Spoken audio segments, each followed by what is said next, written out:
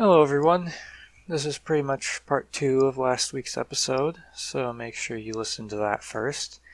Today we're starting in John chapter 9 verse 13. They brought to the Pharisees the man who had been blind. Now the day on which Jesus had made the mud and opened the man's eyes was on a Sabbath.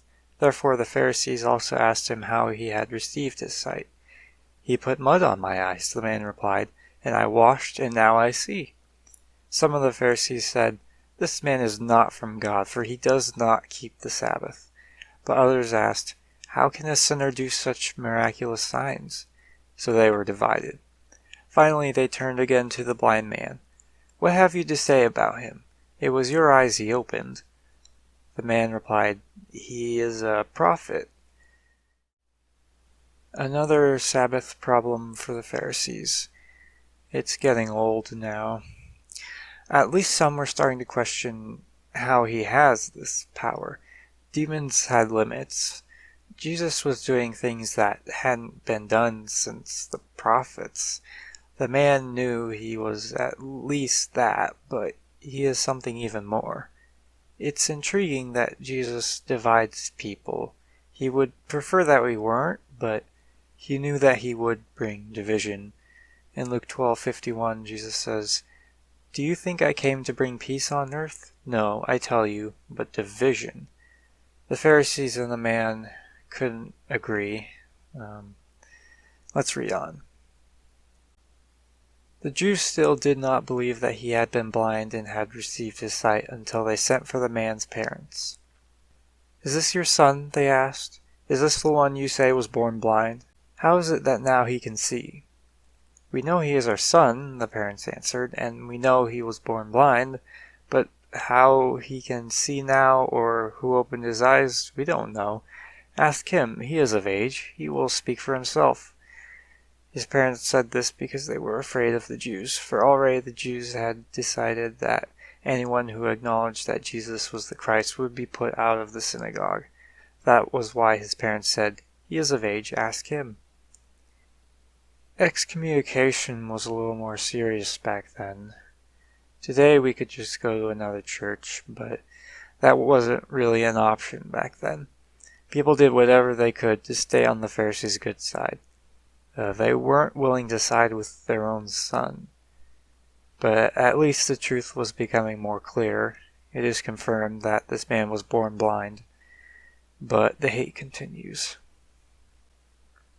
A second time they summoned the man who had been blind. "Give glory to God," they said. "We know this man is a sinner." He replied, "Whether he is a sinner or not, I don't know. One thing I do know, I was blind, but now I see." Then they asked him, "What did he do to you? How did he open your eyes?" He answered, "I have told you already, and you did not listen. Why do you want to hear it again? Do you want to become his disciples too?" Then they hurled insults at him and said, "You are this fellow's disciple. We are disciples of Moses. We know that God spoke to Moses, but as for this fellow, we don't even know where he comes from." The man answered, "Now that is remarkable. You don't know where he comes from, yet he opened my eyes. We know that God does not listen to sinners. He listens to the godly man who does his will. Nobody has ever heard of opening the eyes of a man born blind. If this man were not from God, he could do nothing." To this they replied, "You were steeped in sin at birth. How dare you lecture us?" And they threw him out. The man saw the facts. God would not let an evil man do miracles, at least not real ones. Revelation says that the Antichrist will do fake miracles, but the man knew that this was no fake miracle, obviously. He didn't have the full answer yet, but he knew that whatever Jesus was something godly. But then Jesus does come back. Jesus heard that they had thrown him out, and when he found him, he said, "Do you believe in the Son of Man?" "Who is he, sir?" the man asked. "Tell me so that I may believe in him."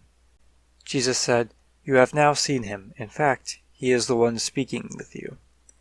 Then the man said, "Lord, I believe," and he worshipped him. Jesus said, "For judgment I have come into this world, so that the blind will see, and those who see will become blind." Some Pharisees who were with him heard him say this and asked, What, are we blind too?